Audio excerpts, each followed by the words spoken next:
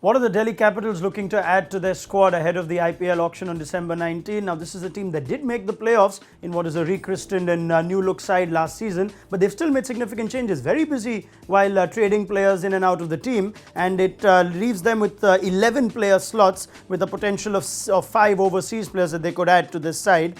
You've got 57.15 crores spent, so there's a decent amount of purse to pick up a few players if they need them at the auction. Gaurav Sundararaman with me, and as we look at this team, Gaurav, we were somewhat perplexed that Ajinkya Rahane was added to what's already a slightly top-heavy team in the trading window. They also got ASHWIN in that team. Lots of experienced Indian players there now, but they've also let go of the likes of Trent Bolt, Shafin Rutherford. So what's the focus going to be for the Capitals in the auction?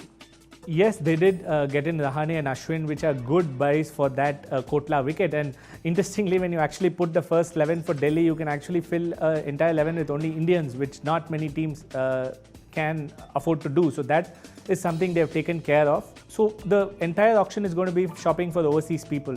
They don't have overseas quicks. They've let go of Bolt, so they need an overseas left-arm seamer to support Rabada, or just in case Rabada gets injured.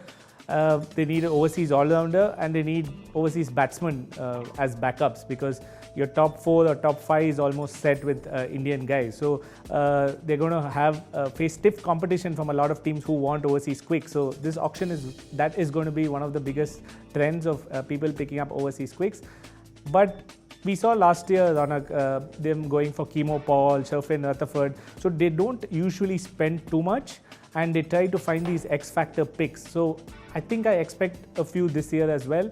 Guys like Fabian Allen, who comes very late down the auction list. Okay, I mean, as I look at that team, I see a lot of, like you said, a lot of talented Indian players. But the fact that they've added Rahane, which means there's Rahane, there's Dhawan, there's Prithvi Shaw, Shreyas Iyer and Rishabh Pant. Now they let go of Colin Ingram, Chris Morris, who essentially formed what would be that power in the lower middle order to give them that push at the end. Could that mean Rishabh Pant takes a different role, a finisher sort of role, or are they going to be in the market for, say, maybe even a Glenn Maxwell? Or would they rather, like you said, because of their philosophy, go for someone like Fabian Allen, not necessarily the big name, but the more utility sort of player? Yes, I think they would do that, because ideally you don't want the guys like Glenn Maxwell to be batting all the time when you have such a top-heavy Indian batting lineup. So I don't think they would spend loads of money on that all-rounder slot, but they would definitely want to spend and get high-quality fast bowlers, because that is something Rabada is not.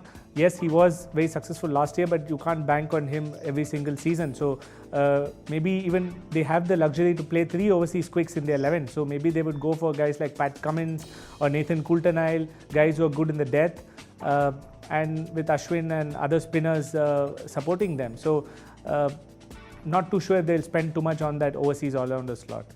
You can back the Delhi Capitals with they have a reasonable amount of purse for just perhaps a few slots that they need to fill, as Gaurav points out. So they will be in the market for that overseas all-rounder and perhaps a backup seamer as well. Gaurav, thank you very much. Delhi Capitals looking good from an Indian contingent. Keep an eye out on who they go for to add to their overseas list.